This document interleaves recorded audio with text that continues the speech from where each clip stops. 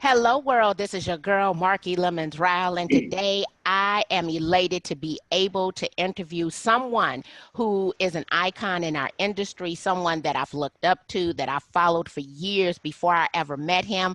And the day that he said hi to me, I'm like, this is my opportunity to have dialogue with David Knox. How are you doing today, David? I'm doing very well, Marky. It's good to see you again. Last time I saw you was in our studio, and we were basically doing the David and Marky show. That's right. Tune in for your listening to dancing entertainment. We had a lot of people say they like the chemistry, and I thought, hey, we got to do another David and Marky show.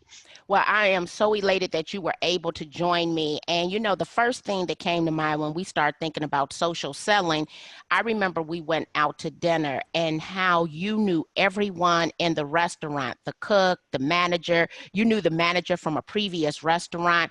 And I said, this man is truly, truly who he represents himself to be. But how does he remember everyone's name? How does he remember their story? Because what I realized is that even though we had gone to dinner, you received like a star treatment based on how you treated others. What's one of your philosophies about how people should treat people, whether they're online or offline? Memorizing their name is clearly one of the most important things that you can do. And I want to be very careful. There was times when I was really good at it in training where I had a class of 40 or 50 people. We all stood in a round circle and everybody said their name, first name, last name, we went around, and then this person would have to memorize all. It took about 30 minutes, but at the end, everybody knew the name. But I think you've got to see it as important. Need to repeat their name right away. And in defense of that dinner, I mean, I live in that Westin hotel, and I know David Richaud and Robin. I know, so I know those guys. I've been around, but I do make a sense of it. Like over the holidays, I gave a little Christmas gift certificates to all the people who work in the hotel, all the the waiters and the staff and the bellman and things like that. And I had to ask one guy, what's his name? And I draw a picture of the guy. And so it's not easy to do it, but once you've got it, it's a great connect. Now And also, I think the way you treat people who serve you, I think, is a measure of how you treat all people. Oh, wow. The way you treat people that serve you is a measure of how you treat all people. I'm going to have to take that because that's a wonderful quote. And I'm going to tell you why, because I see people every single day. They're not kind, they're not friendly, but they are entrepreneurs. And we will see them online and they appear to be gregarious, outgoing.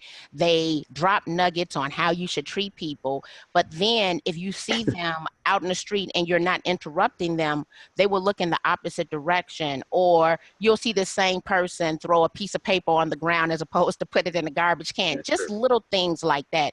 And so one thing is that whoever you are online, you need to be offline. Now, I know that I came to your studio and you had video equipment, audio equipment, everything.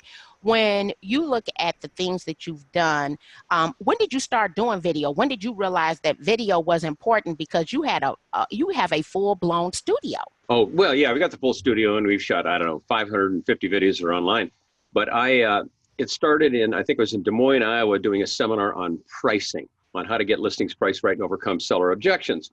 And I had a great seminar on that. I'd perfected it over years, and it's still one of my better seminars. And a lady came up to me and said, oh, I wish I could take you with me on a listing presentation. I went, hey, I think we can do that. So I immediately hired a video company and videotaped me in my office doing, we can always come down. Could we just try it for a while? Could we try it for 2 weeks? All the pricing objections. Put a video together it's called right here, Pricing Your Home to Sell. And it came out in VHS and then DVD, and then we put it online and then in a mobile app. But as I sat in the studio, editing, I'd go, okay, I want to come in there, out.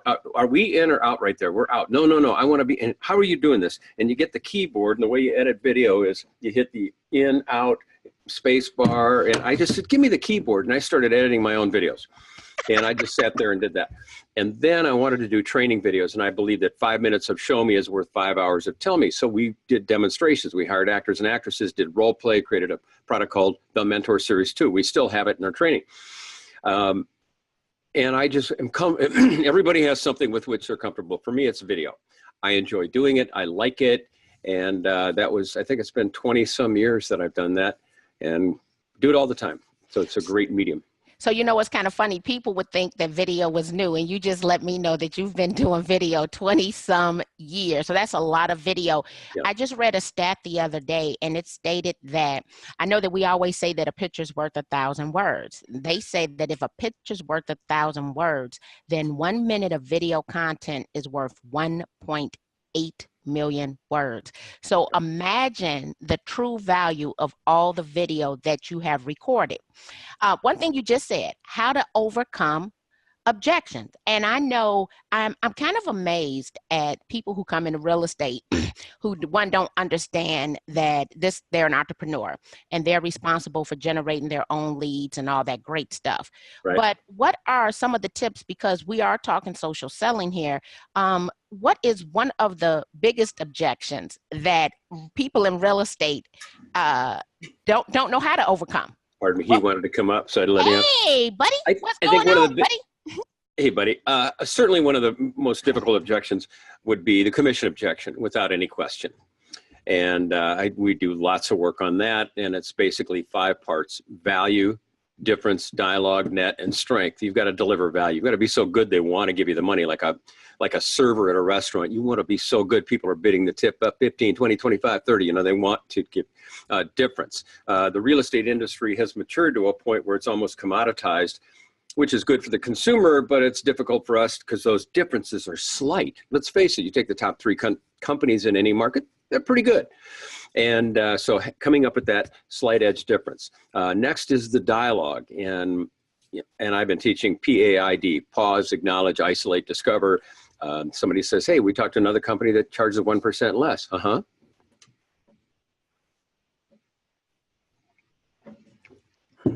And they go, so this is what you're oh, yes, this is what our fee is. Well, I guess that's just part of it. Mm-hmm. You know, and just, you don't want to be too cute about it, but now it sounds to me like, you know, you got a question on the fee. I appreciate you bringing it up in today's economy. I think you need to discuss it. But before I address your question on the fee, other than that, I isolate. How do you feel about everything I've done? And if they say, well, we've got a list with this other company because of our relocation account, you go, oh, well then, you know, it sounds to me like we couldn't work together no matter what my fee is, but thanks for your time. But if they say, the commission is the only issue, say, well, great. Then D is discover question. Tell me why the commission is important to you. Why do you bring that up? Well, isn't it obvious? Maybe, but tell me. Well, less to you, more to us. So in other words, more to you, you're looking to net more. So the commission is an issue, but the real issue is you want to net more out of here. Well, let's take a look at the components of net. Commission is one of them, the expense, but it also is what brings you the gross. And you talk about person productivity, sale to list ratio, days on market, expiration ratios, and point out those those differences. So the dialogue gets you to net, and because you can win a net equity objection, you can't win a commission objection. They're X, you're X plus 1, and neither of those numbers are going to change. But you might be able to win on the net. And then the 5th is strength, and that's what I call no power. Doesn't mean you don't have power. It means you have the power to say no. You know, it starts with kids, you know. You hope when your young boy said, dude, hey, let's get drunk and go out driving. You hope your young son goes, no. When your young girl is confronted by a pig boyfriend that says, if you really love me, you'd have sex with me, you hope that your daughter says no. Right? And I mean, and I'm not making fun of these are very serious issues for kids today. But then it's same as adults. Somebody says, will you overprice my home? Do you cut your commission? You want to be able to say no in a nice, kind, gentle way. Wow. So now we talked about everything that you just said: value, dialogue. What were the other ones in that training? Well, it starts with value. Uh-huh. And then number 2 is the difference in your value. And it could be you do more photos, you return phone calls faster. There's so many things we could identify. So value, difference, dialogue, knowing what to say. And my typical response to an objection is to be quiet and ask questions, not jump in with an answer. Most people have that snappy answer like, oh, she's cutting her commission because she knows what she's worth. I didn't know she got out of prison, you know. So value, difference, dialogue, net, competing on net, not strength. In other words, why do people want you to cut the commission? They want to net more. If you want to net more, help them net more. And then the final thing is, and that's the hard part, is the strength to say no. But I say, you know, if a seller said to you, hey, I'll list with you, but don't tell him about the leaky roof, what would you say? The whole audience is going, oh, I would never do that. I would never do that. Okay, would you cut your commission? Oh, maybe. So they lose their strength when it comes to that. So when I'm looking at the value and the dialogue, and we go back to the video, all of that is kind of built into the video, right? You got to have value. You still need to have the whole dialogue aspect. You want to pause. You want to throw a question out there to your audience. And so I'm thinking to myself, because we have so many real estate professionals who don't want to engage with the video, that when we think about the objections, because you're going to get objections on, I don't care, on every single transaction, right?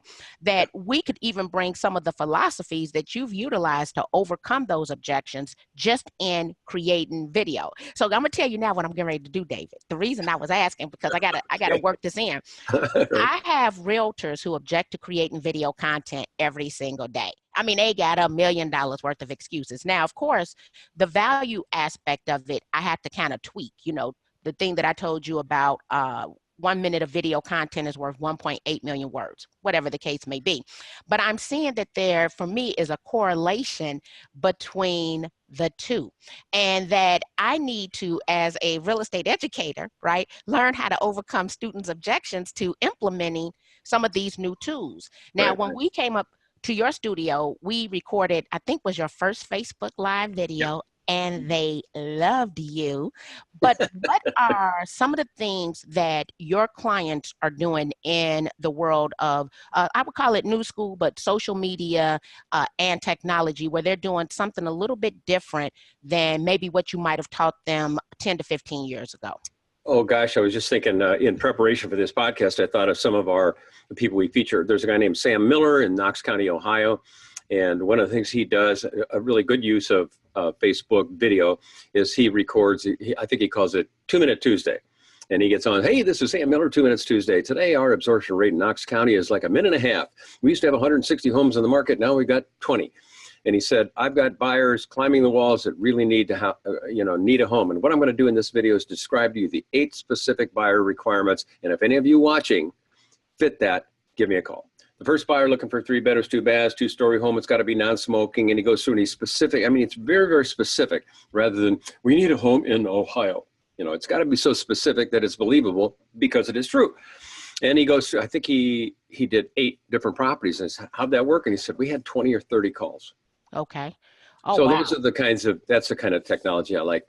Emily Von Vett, who we feature in our training, younger lady, millennial, 32. And she's a huge Instagram poster, and she posts these beautiful photos, and they're very elegant, and they're before and after the remodeling. But she had a home in the market in Lake Nokomis, which is over here near Minneapolis Airport. It's one of the only lakes in which you can have a good swim across, apparently. And so she had a home listed on that. So she took like 1 or 2 photos, not a lot. All you need is like a picture of a door of a house to get people like, what's this?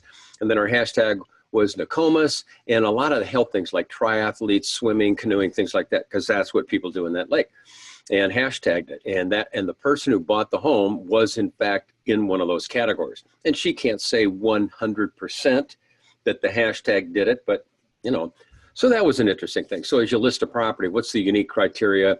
Take a cool picture, Instagram, hashtag it.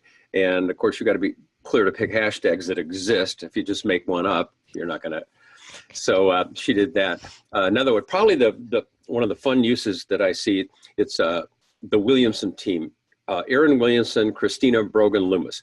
These 2 ladies got together in Southern California. They did not like any form of real estate prospecting. None of it. For sale by owner, expired, door knocking, none of that. No. But they like to party, according to her. So they create parties in the luxury market. And they wrap it around a charity. And they get donors and videographers and photographers, and they get this big party. And when we featured them in our latest video, we featured an event that had 200 or 300 people. But she said, you can start with 5 or 10 or 20. And she talked about how to build it up. But they have a photographer at the front door, and everybody who comes in gets their photo taken. They obviously get their names and everything.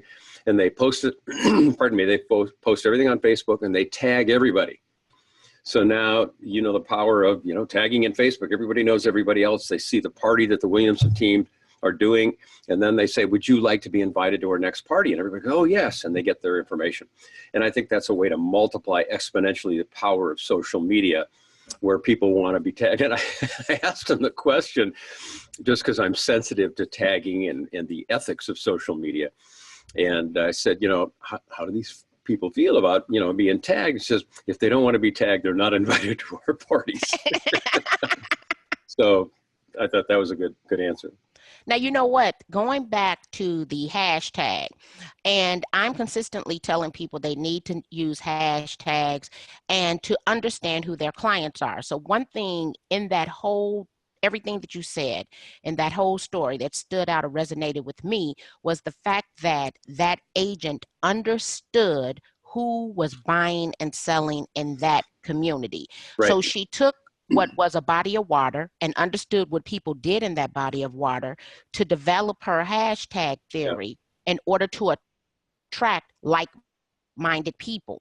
Right. And I don't think that there's enough done in regards to agents from understanding who your clients are, understanding their needs, their wants, their family structure, their income, and with this one, their hobbies or extracurricular activities. So I'm loving that whole hashtag, but now the tagging, because I have a couple of things about this event. Well, I have a picture right now from yesterday that I was tagged in on Saturday night. Now, I will not allow any photos to auto post to my page if I'm tagged in them. I have to approve all tags. Okay. But the photo is displayed because I was tagged in it and I happened to like it and it was with someone. I was where I was supposed to be doing what I was supposed to be doing, right? But I also use a tool called If This Then That, IFTTT.com. So every time that I'm tagged in a photo on Facebook, it automatically saves that photo to my Dropbox, because my theory is if I'm being tagged in a photo, I didn't take the photo. Right. And so I want to have all of those photos archived to a location in case I want to come back and look at them. Yeah. But what you said was events. And what we're seeing is when people are buying leads from other companies, some of them are receiving up to a 7% return on those dollars invested. I'm sorry. However, when they're doing events and they get a sponsor and they do it around an event, we're seeing that they're seeing up to a 70% return on their investment. Okay. So with that being said, do you have any stats on the probability of converting a lead if you meet them versus if you don't meet them? Like if I get you face to face, what's the probability of us doing business together? I'll only respond to my own personal experience. We have real estate training by davidknox.com, and it's our online videos that we've had for 10 years and on which you are featured. And we have, like anybody else, the free trial, and people fill in the free trial. And they put in first, last email, the number of agents in their company, and a little paragraph says training challenge. And we get whatever number of trials, a day. And we find that if over the years, if we just let them do the free trial online, the conversion ratio is almost stupidly nothing. In fact, I got to the point where I thought, why are we even doing this free trial? People go in, they watch a few videos, and they go, this is just stupid. This is a complete waste of airtime. Why do we? So then obviously, I got to the point where I would call them. So I do that. We don't ask for their phone number because that eliminates a response. You can find 99% of phone numbers on Google. So I would go through and I'd Google the phone number. I'd find out what company, then I'd get in there and I'd give them a call. And, with my schedule, I could not keep up. So there's a lady named Erin who works with me. She actually grew up, she was my neighbor, and now does part-time work for me. So Erin now, as soon as that lead comes in, it pops up with both of us. She gets an email. She immediately goes in, does the research. She emails me back. I think I've got one in my email here called Verified Trial Prospect. So whenever I see that, he says, here's what the number I think it is, and here's the company and the agent count. And it pops up on my, I wonder if I've got one here. So it pops up, and obviously for people who don't understand, it's got to be clickable text. Okay, Aaron Gerenev, verified. Okay. Where to go? Come on. I'm sorry, this is taking too long, isn't it? That's because no, it's okay. Guess what? This is real life, David. Yeah, this is real life. Where did it go? Okay, Aaron Gerenev, verified trial. Am I on it? You. Yep, I got you, David. I can't see it. I got you. I'm seeing it. Okay, it's right below the blue dot. Okay, so now I'm going to tap on that. And so I actually don't want you to see it because it's obviously private. But I got you. So I have, so this is Terry Lynn's her first name, And all I have to do is tap on the number. It's, you know, you want emails to be clickable text, so I just tap on that and call them. And the conversion rate went from 0 to about 50%. So I mean, I get on the phone and call them, and what I like to do, I can't always do it, but you know, the trial will pop up verified. I go tap. Hey, Terry Lynn, this is David Knox. I just want to thank you so much for checking out our online training. And they go, is this really you? This is me, and you may speak to me at the tone. And we have some fun with them. I said, I know you just got in there, but I just wanted to let you know I appreciate you doing the trial. Oh, well, thank you very much. I can't believe your customers, they love that a human being calls them. And my message to agents is, call your mother. Get on the bloody phone. They go, but they're texting. Well, if they're texting, it's axiomatic. You have their number, call them. And then they get, oh, I'm afraid. Hey, you already don't have them as a prospect. How much worse is it going to get? So now I'm thinking I need the young lady who used to live next door to you, because she comes in, she does the work, she verifies it. Oh, anybody can do it. Her, and I don't mean to diminish her skills. I got you. She's very skillful in the sales area, but this part requires no skill other than Command F, Google, type in the name. So anybody can do that part. I just want to be careful. Now, she is very skilled in the sales area, but this part's the easy part. And you get on the phone with them. So I know that they are shocked, 100% shocked. And you already have your elevator pitches down to a science. You have your scripts. Oh, what? I just want to make a point while we're talking about script. Did you hear the very first thing I said? And I realize we're doing this pretty quickly. The first words out of my mouth, and to all people listening, when somebody calls, clicks, texts, whatever, some lead pops up, the very first word should be, obviously, your name and company. This is David Knox. Well, for the real estate company, I'm calling to thank you. And then I don't care what you say after the word thank you. But when using the words thank you makes it less of a sales call and more of a customer service call. But if they say, hey, I see you clicked on 2715 Randolph. I was just wondering, what kind of home are you looking for? If we have others in your neighborhood, may I help you buy a home? That's 3 bedrooms, 2 baths, double garage. Isn't that amazing? Order now while supplies last. I mean, these people are going to hang up on you. But if you say, thank you so much for checking out the property, and then maybe stop. And they might say, nope, we already bought a home. Nope, we're not interested. Click, hang up. Fine, let them hang up. Or they'll go, you're welcome. And then, you know, the 3 questions I've been teaching over and over and over, forever and ever and ever, on especially buyer leads. How soon are you looking to be settled? Or ideally, when would you like to buy? Number 2 is, how long have you been looking? Or a corollary would be, how many homes have you seen? And the third question, and this probably later in the conversation, well, you know, if you guys found a home today that was perfect and met your needs, what would you do? And I want to be very careful, because on a podcast, I'm bam, bam, bam. I'm just giving you 3 questions. In real life, it's thanks for coming in. I appreciate your call. And by the way, oh, good, really? So how soon were you hoping to get settled? And then at some point I'm listening, and well, we really didn't like this. So how many, you know, you sprinkle those questions in. But those are the 3 most important things that I want to know about a lead. Wow. So the leads are coming in online. And there's a couple of things that you mentioned that I don't think that a lot of us believe in or practice. The first thing was follow-up. Okay. Yeah. And when we think about, when I'm looking at some stats, one I read, it says that we have a 1 in 50 chance of converting a person that we've never met versus a 1 in 6 chance to convert a person we have met. Yeah. So, you know, you have technology set up, you have a website, you offer something like a subscription, right? Is that kind of? Yeah, it's a monthly subscription. It starts $150 a month for an office of 25 agents. Yeah. Okay, so you offer a monthly subscription, and in offering that monthly subscription, you notice that people abandon the cart, or they'll take the free trial, and you're like, we're gonna get them on the phone, and now it substantially increased the sales, right? Or reduce the abandon rate just because of the follow-up call, but you use technology because everybody's telephone number is online. So here's the best technology in the world. It's a phone call. It dials out and it comes in. And I've said to agents, you want to make money in this business, answer the phone. So, and you know what? I'm going to have to stop telling, because I'm not a phone person, David. I guess I'm going to have to pick this dang on phone up.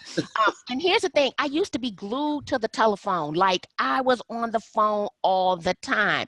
And then the technology came out, and you get a husband, and I had another child, and I got to hear them in the background. I'm going to tell you what. It becomes easy to kind of do this while managing that. Right. But this falls into face-to-face, phone-to-phone. That's my message. Everybody hides behind technology.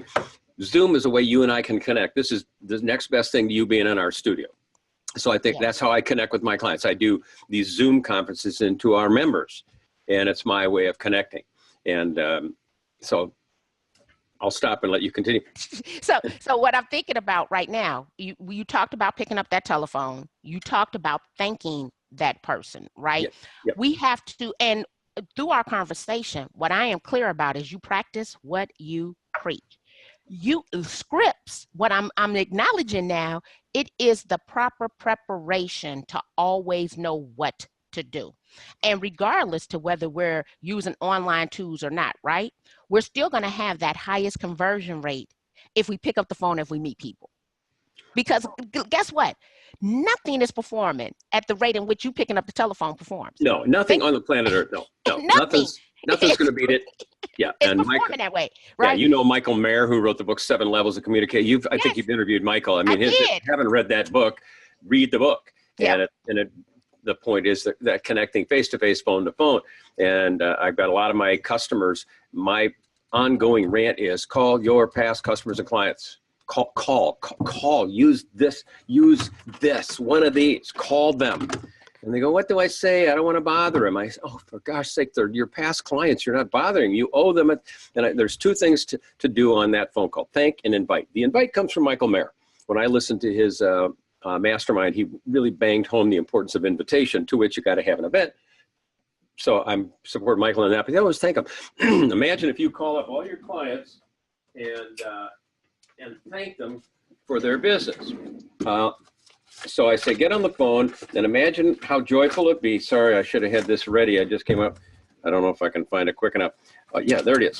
So these are my top 26 members of our online training. Okay. So I printed it out and it says top RET customers. And I printed out because when I'm doing calls, I don't want to be on a database typing away. I want to be kind of in print. I put this in front and I started with the first person. Mark, hello, Mark, this is David Knox. I just want to call you to say thank you so much for your business. I really appreciate it. And by the way, while I'm leaving you a message, I want you to know we uploaded 46 new training videos. I'll do a Zoom into your meetings. Thank you so much. I really appreciate your business. I went down there, left mess. Sometimes people would answer the phone and they go, oh, thank you very much. It's so kind. So call and thank them. And then the question is, do you turn it into a business call? That's up to you. Maybe you keep it as a pure, I just want to call and say, thank you for selling your home through me a couple of years ago. I appreciate it. And leave it at that. But they'll turn it into a business call by saying, oh, by the way, how's the market? Hey, doors open. You say, man, we're having a real shortage of listings right now. My gosh. Oh, I got buyers climbing the walls looking for a place to buy. In fact, if you don't mind me asking a quick business question, how much longer do you guys think you'll stay in your home?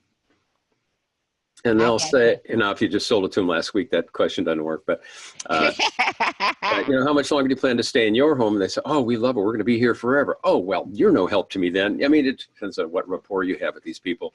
But they might say, funny you should ask. Doris is off to college at the end of the summer. And we said, we're going to downsize that. Oh, wow, that's coming up pretty quickly. So I think that's those dialogues. If people could have human dialogues with other human, they'll make so much money. And then social media is a great follow-up. It's a great introduction. And I think social media serves as that, we have street cred. Well, we have internet cred, So you get online and people check it out and go, oh, well, look at this person. Yeah. I love it. Yeah. I love it. Now, you know what? So I'm at the Berkshire Hathaway Home Services Convention in Las Vegas, and I actually took the time to meet with a company yesterday called White Glove, and they do roughly 600 seminars across the country, but they plan the whole seminar on behalf of realtors. Oh, good. And we were talking about what that conversion looks like, getting in front of the people, things of that nature. But you have reminded me that maybe I need to pick up my telephone, because what I've noticed is that I would say if you have an outgoing personality, people want to be around you. They want to talk to you, and it's special. And on the occasion that I do answer the phone, people always say, Marky, is that really you? And I just start cracking up. I'm like, you yeah. You have the most unique voice, I think, in the industry. I just get a kick out of it. So yeah, for sure. But Marky, your version of the phone is you're on video a lot. So that kind of qualifies. People can see you, but obviously two-way on the phone. In fact, speaking of events, I did an event in Philadelphia last Thursday. We had about 450 people, and they subscribed to the online training. And because of that, the power of video, because they've been watching my videos for years and years. Somebody, can I have a selfie? Can I have a selfie? I say, absolutely. You don't mind. It's an honor that you want me in your photo. I love that. And I'm up at the front of the stairs. There must have been 150 different selfies taken, group and individual and couples and you name it. And it is all over Facebook all weekend long. And I make a point to go in and like and respond and thank and try to interact with them. But that's fun. But I want to make a point. Nobody got on Facebook, saw me in front of this. I posted a video of me walking up on stage with the audience applauding. A fun video. It's like 12 seconds or something. And tons of response to it. But nobody called me up. I saw your video. Do you want to do a seminar? And I think that's the mistake agents make, is that they can post all this stuff as good as it is and expect, boom, somebody comes in. No. Mm-mm.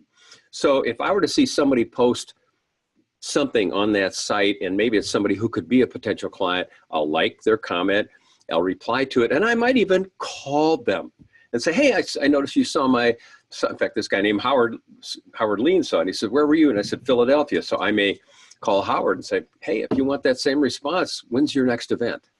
Oh, I like that. But I have to do something. And if I can get that message across to realtors, that this one more step out of familiarity building into direct prospecting, phone to phone, face to face, Zoom to Zoom, this qualifies. So say that again, familiarity. You gave me a transition. Familiarity versus direct prospecting. And there's a great book called Fanatical Prospecting by Jeb Blunt, spelled Blount. I interviewed Jeb by way of Zoom some time ago. And he basically divides everything we do. And I kind of created a pyramid. At the bottom of it is familiarity. Just listed, just sold cards, Facebook, Instagram, all social media posting, billboards, bus benches, all that stuff that costs a ton of dough. And at the end of the day, you're going, yeah, I was busy. Yeah, I was really working. Did you talk to anybody? No. It's a safe harbor. There's no rejection because you don't talk to anybody. You spend a lot of money, spend a lot of time, and fool yourself into thinking, hey, I'm in the real estate business. I'm not speaking against familiarity, and it often sounds like I am. I'm speaking against living there. You got to take some action, right? Come out of that. Like a just listed card is one of the best familiarity building pieces on the planet. But now if you knock on the door over the weekend, say, hey, I'm David Knox with such and such realty. Did you get this card? Yeah, that looks familiar. I just want to stop by and introduce myself. So now you've got familiarity, just listed card, and direct prospecting face-to-face. That's where it is. Now, you know what? And maybe this will go to what you said. My grandmother's favorite thing when I was dating in college and in high school was Marky, familiarity breeds contentment. So it was basically, don't buy, why would they buy the cow if they can get the milk for free? And so the whole familiarity breeds contentment was keep something to, kind of like be familiar with them, but you still got to make them work a little bit more, right? I bet if I was talking to your mother, if we had this conversation, she was saying, you can build all the familiarity you want, but direct prospecting, you be careful with that. So wait, exactly, right? But that quote means everything, and just white glove scripts. It's still about getting face to face, leveraging these online tools, because we've been talking social selling, and I'm thinking I need to go back to the basics and do a few things. But I had an interview with NAR last week, and it was about changing your role inside of real estate, going from sales to education. Okay. And they made the assumption that there were no sales in real estate education as us as educators. I said, are you kidding me? I said, I have to sell as much now in addition to developing curriculum, staying abreast of changes. I said, you think that ed directors just call you? I said, a lot of it is referrals. Don't get me wrong, because somebody saw you at an event. That means I had to strategically put myself at certain events for them, those who are in the higher end mode, to see me. I said, but I have to follow up. I have to send out emails. I have to call. And you know what, David, what's kind of funny, even though I'm not a phone person, my response back to every education director is, do you want to schedule a time for a quick call? Because they might want to talk on the telephone. And I realize it's not about me. It's all about the person I'm selling to, and I have to communicate in their preferred communication style. Well, and that brings up the point, since you and I both do seminars, I would agree with you. It's always better to get them on the phone, but my experience with most people in charge of events is that's the last thing they want to do. Yeah. They're researching 2 or 3 speakers. They got hotels. They got everything on the line. They just want everything in print. I get that, and I'm happy to communicate the way they want to be talk to. I totally get that. But I know once I get them on the phone, that's the event I'm going to get. Yeah. Up until then, it's research. You know what? I've never talked on the phone to anyone that I did not get that job. Well, then I rest my case. Every person who elects to have that phone conversation, to take that extra time out of their day, I've 100%. I've gotten I'm glad you brought that up. So David, if people, because you got a lot of methods and you have video content galore, you've been doing video well before most of us have been doing video. If they want the combination of the scripts, the dialogue, the video content, how does one find you and connect with you and order your products and services? Well, pardon me. Thank you very much. I'm going to do a quick mute here. Best way to connect, obviously, davidknox.com. There'll be 3 big buttons: seminars, or online training, seminars, and client videos. So this pricing your home to sell video that everybody used to put on listing presentations, pre-listing video to their sellers. Now it's on a mobile app. Where'd my phone go? It's on a mobile app, so they can tune into the mobile app called Knox Videos, and then all of our videos, pricing your home to sell, etc., are on that. And they tap the video, and then they text it or email it to a client. They watch it, you get notified. But for broker owner managers, then it would be real estate training by davidknox.com. And it's we've got 549 videos in there, and a brand new website. We do mobile access to that. So all of our members, not all of them, but the ones who know what's going on, will download the mobile app called Knox Training, and it emulates the website. In fact, if I do a search on MARKI, there you are. Our video comes up. That's Yay! our video. So where's the one with both of us? Oh, I guess that comes up later. So anyway, when people subscribe to the training, it's $147 a month for an office of up to 25. They get access to all the videos, the mobile app, action plan. So it's a great way for broker owners to train their agents or add content to their live training. This does not replace live training. It improves live training. Then the other thing I do for my members, I'll do a live Zoom into their meeting like you and I are doing now, and I kick it off. And then 3 months later, when their agents forget they have access to it, we do it again. They will forget, won't they? Oh, sure. They will forget. And so, David, I truly appreciate your time, energy, knowledge. I've taken a boatload of notes. There's some things that I have to go back and implement. You know what? Doing these podcasts and interviews only makes me better, because I am basically learning something new from the greatest people in the world of social selling every single week. And then I have to tweak it and implement it. But I definitely appreciate you for your time and your energy today. Thank you, Mark. I love working with you. I've always enjoyed your spirit. You are a pistol, and in our studio, I had a great time with you. A lot of people said, you two should work together more. And I go, I know. So I'm sure we will. Yes, and I think I'm coming up your way in a month or so. And so yeah. I'm supposed to come to the office. I think you're traveling, but we're going to make something happen. Yeah, in fact, we got to connect and arrange hotel and ground and all that stuff, take care of you and talk about a topic. But Marky, it's an honor to be on your podcast. I hope everybody enjoyed it. Thank you. I appreciate you.